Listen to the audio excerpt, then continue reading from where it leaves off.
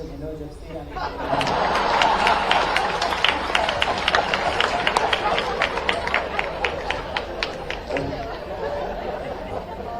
अब बताओ तुम माइक पे नहीं बोल रहे थे, चक्कर लगा रहा हूँ। आए कि नहीं आए लाइव पे? नलखेड़ा में किस किस को जानते हो?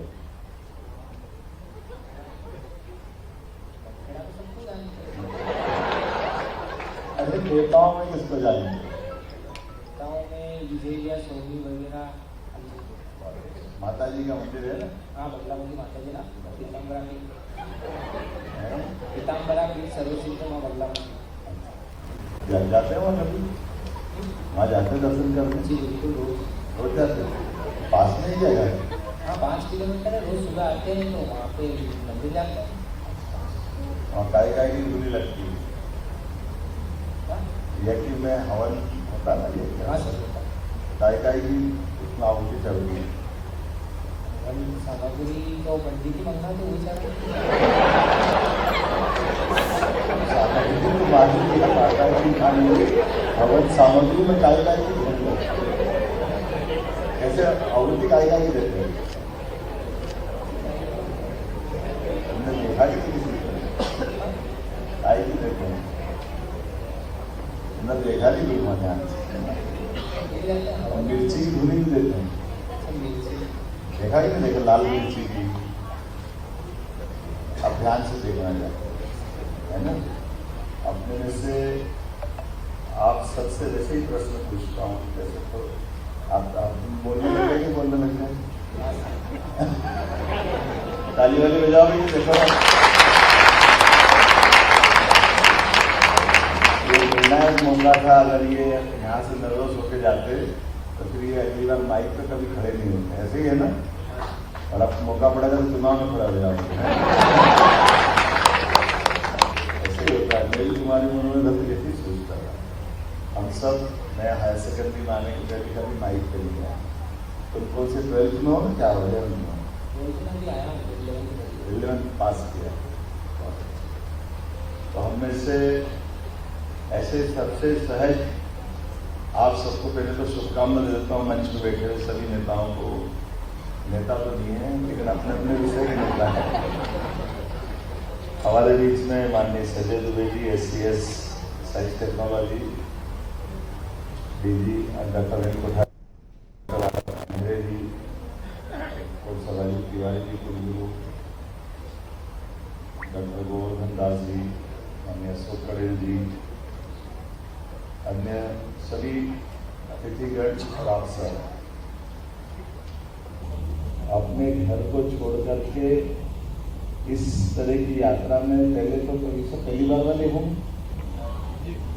कोई दूसरी बार जाने वाला तो नहीं? हाथ खड़े करो। दूसरी बार वाले भी हैं तो दूसरी बार वाले कैसे हो गए?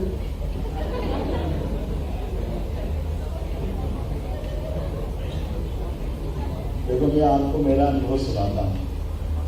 जिज्ञासा कैसी होती है और आनंद कैसे आता है।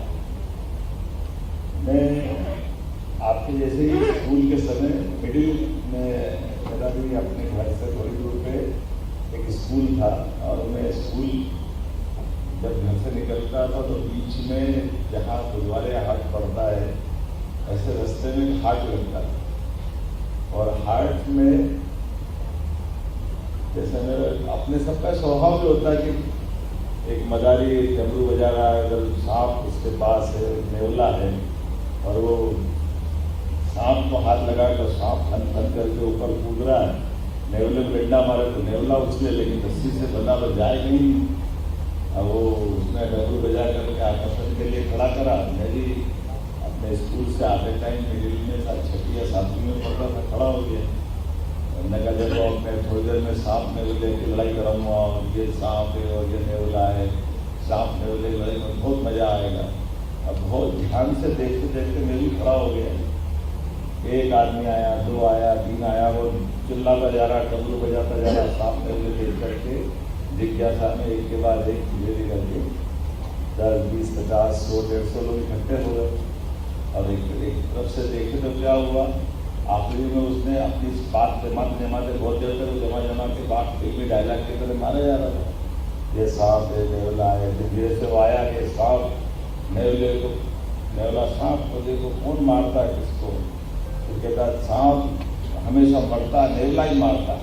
तो सांप क्यों मरता है? क्योंकि सांप की तुलना में नेवले के दांत बहुत तीखे होते हैं, मजबूत होते हैं, चपल होता है। इसलिए नेवले की लड़ाई में, सांप और नेवले लड़ाई में अब मुद्दा आ गया दांत का। तो दांत से वो नेवला सांप को काट लेता है। तो आपके सबके दांत कैसे? आपके दांत भी मजबूत होना चाहिए। ऐसे करते हुए मंजन की डब्बी निकाली, एक एक करके अपने को सांप ले गए, धरे रह गए, मंजन बेचना चालू कर दिया। अब वो मंजन बेच के उसकी 5-25 रुपये बिक गई और धीरे धीरे करके जनता जाने लगी, भूली गई कि तुम काय के लिए खड़े हुए। मैं पहली बार से खड़ा था, आगे तक नहीं खड़ा लिया। मैंने कहा क्यों, क्या हो गया? मैंने कहा भैया तुमने वो तो सब करा, पर इनको लड़ाया तो है ही। उसने कहा भैया ये लड़ेंगे, अगली बार एक और जगह वहाँ चलते, वहाँ लड़ाएंगे। देखो मेरी भोला भाला उसके पीछे लग गया। मगर फिर दूसरी बार उसने वही 1-1.5 घंटे की नाटक चालू कर, फिर वही भीड़ इकट्ठी करी, फिर उसने मंजन की डब्बी निकाली, मंजन बेची, फिर सब चले गए, फिर में खड़ा नहीं गया। तो क्या हुआ, इस सांप ने लड़ाई में करी नहीं तुमने? तो उसने कहा भैया तू घर जा, मेरे सांप को क्यों मरवाना, तुला वो जैसे मंजन बेचना। तो कभी कभी ये जो हमारे बीच में से आवश्यक चतुराई करके लोग जो लाभ लेते हैं जाने अनजाने किसी प्रकार में, हम सब इन सारी बातों को, इन सारी बातों के साथ साथ अंदर की चीजों को भी समझने के लिए, तो ये जो हमारी आयु है, खास करके मैं इसमें देख रहा था कि 10वीं से लिया था ना, 10वीं 11वीं 12वीं और 20-20 छात्रों को आपने आगे जाकर जो बड़े ग्रुप से निकलेंगे उनकी भी बाद में उनके हिसाब से स्क्रीनिंग करेंगे, तो परीक्षा कराएंगे, क्या करेंगे, फिर इनको आप छात्रवृत्ति दे करके पूरे साल के लिए 12,000 रुपया 5 साल का मिलेगा। तो हमारे लिए ये बहुत अच्छा मौका है, बड़ा मौका है। जैसे आपने सब में से ध्यान में आता है, उज्जैन प्लेनेटोरियम में गए कि नहीं गए अपने घर? कौन गए प्लेनेटोरियम उज्जैन में? 1 2 3 4 5 ये बाहर तारे वाले दिखा रहे थे, देखे तारे अपने। ये दिखा है तुम? देखा किसने देखा? अच्छा बाद में आया था, अभी दिखा रहा है। अच्छा ये बताओ कि चंद्रमा की परिक्रमा पृथ्वी करती है, पृथ्वी चंद्रमा की करता है? एक दूसरे की परिक्रमा, या जरा हाथ खड़े कर बताना, कौन सही से बताना कि कौन किसकी परिक्रमा क्यों करता है। कौन हाथ खड़ा करेगा? बता दो कोई भी खड़ा होकर क्यों करता है? इसको माई बाई है कि कार्डलेस देने जाओ, बेटी क्वेश्चन आप पूछते हो।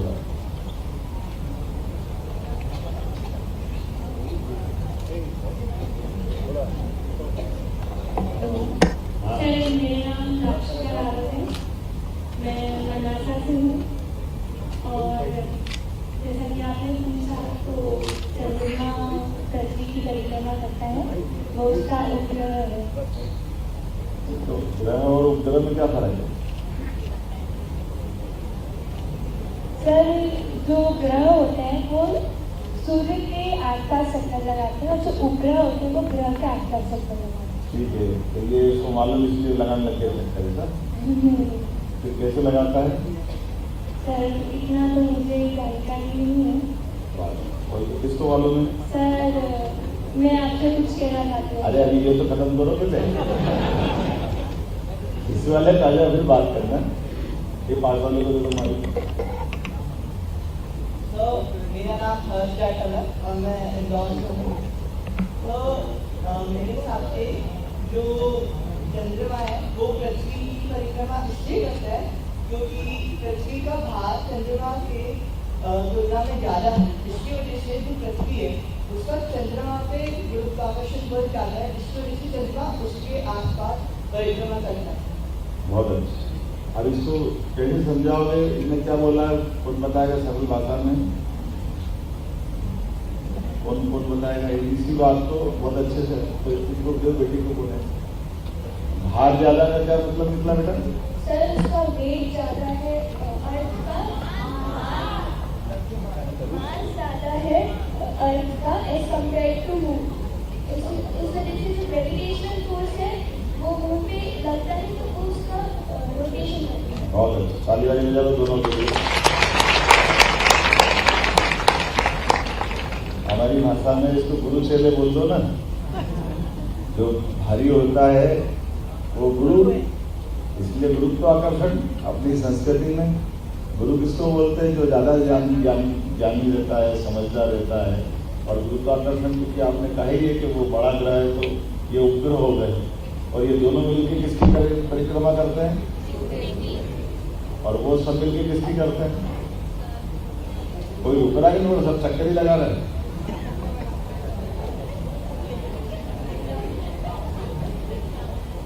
एक चक्कर कब खत्म होंगे हैं? कौन किसकी ये कोई क्रम बताएगा क्या? चल ज्यादा हो जाए, चलो थोड़ा कम कर ले। मैं तो आज आपके बीच में केवल मित्रता के भाव से आया। मेरे पास, जैसे मैंने आपको सांप नेवले का उदाहरण दिया, ऐसे हम में से कई सारे लोग, कई प्रकार के लोगों का आसपास जानते होंगे कि जो अपने बीच में वर्तमान की दृष्टि से बहुत पढ़े लिखे नहीं, लेकिन बहुत सारी समस्या का समाधान ऐसे ही निकालते खेलते खेलते।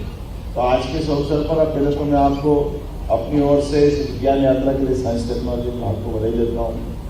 अब ये मैं खुद भी आपके प्लेनेटोरियम में गया था तो मुझे मालूम पड़ा कि चंद्रमा की उत्पत्ति अपनी पृथ्वी के टक्कर से ही हुई। एक उल्कापात हुआ, धूल का गुबार उठा, महीने भर में चंद्रमा बन गए। ऐसे ही है ना, जब ग्रह की रचना हो रही है, ग्रह की रचना करते सही है ना, मैं गलत तो नहीं हूँ? तो हम सब कुल मिलाकर के ये जो अल्टीमेटली जो अपने आसपास जो भी हो रहा है, घट रहा है, केवल उसको अपने घटना के नाते से नहीं देख सकते। वस्तु तो वो प्रकृति की लीला भी है, लेकिन सच्चे अर्थों में वो सब साइंस की ही हमारे आसपास चीजें हैं। जैसे हम अपने अभी आपके जैसे बात करके देखते हैं तो ध्यान में आएगा ना कि अपने शरीर के अंदर और प्रकृति के अंदर दोनों का तालमेल बताते हैं लोग। और दोनों के तालमेल में जैसे उदाहरण के लिए देखेंगे तो हमारे शरीर के अंदर जो है वही प्रकृति के अंदर है। इसलिए मैं तो हम सब उज्जैन में महाकाल को मानते हैं, है ना, महाकाल शिव रूप है, निराकार है। तो हम अपने बीच में से अपने शरीर के अंदर की रचना हुई। आप सबके साथ भी परमात्मा की वही लीला है जो ये प्रकृति के अंदर विद्यमान है। तो अगर अपन इसको देखें कि आपके अंदर खुद के लिए भी शरीर में आपके मुंह कितने हैं, कितने मुंह है बताओ जरा?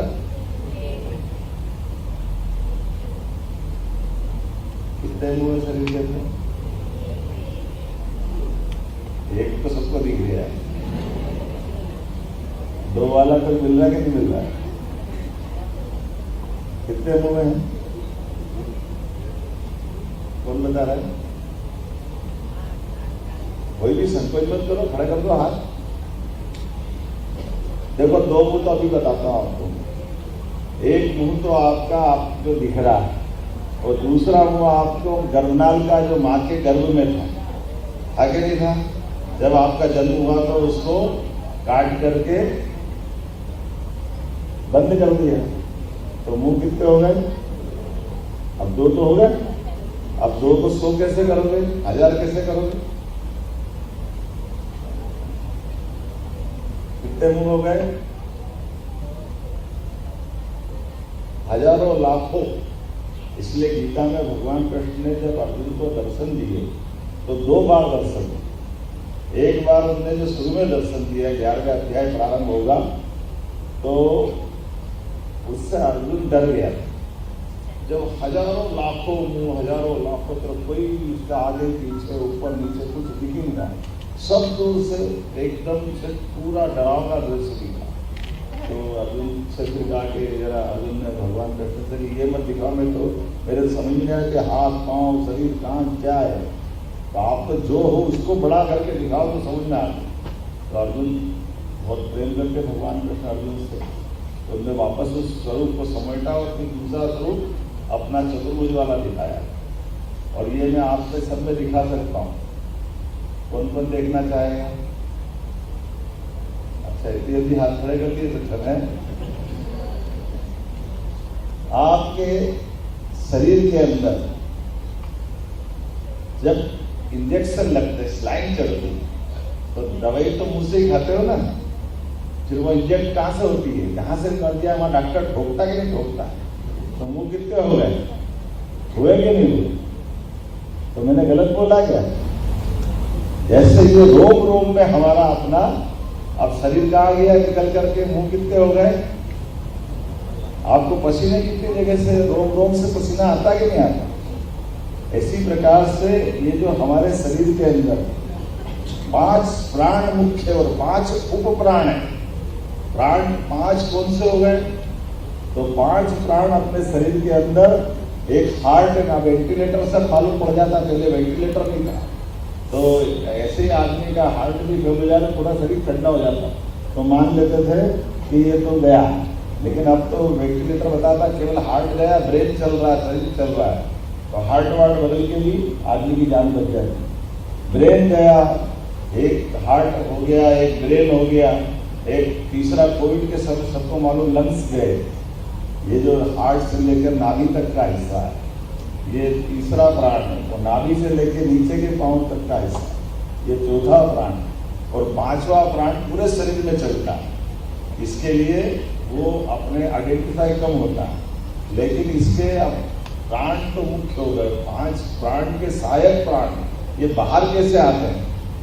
आंख खुली की खुली रह गई, एक प्राण गया, नाक गंदी हो गई, मुंह खुला रह गया, नीचे के हिस्से से निकल गया, 4 और 5वां सेंसेशन चला गया। ये जो सेंसेशन हमारा है, ये रोम रोम से हमारे शरीर की चेतना देता है। तो 5वां प्राण उप प्राण अपने शरीर का, तो आपका जैसा ये प्रकृति है वैसे ही होगे न हो गए। तो भगवान कृष्ण की बजाय अब अच्छे टेलीस्कोप से आपके शरीर पे अगर कहीं से भी देखो तो वो मुंह चलता दिखाई देगा, क्योंकि वो शरीर आपका केवल नाक से सांस नहीं ले रहा है, आप तो रोम रोम से उसकी मात्रा कम ज्यादा हो सकती, लेकिन वो आपकी स्किन भी जिंदा है, रोम रोम में आपका प्राण है। तो जरा ज्यादा भारी हो गया क्या? मैं समेट लूं। आज के इस अवसर पर आप सबको शुभकामनाएं, बहुत बहुत धन्यवाद।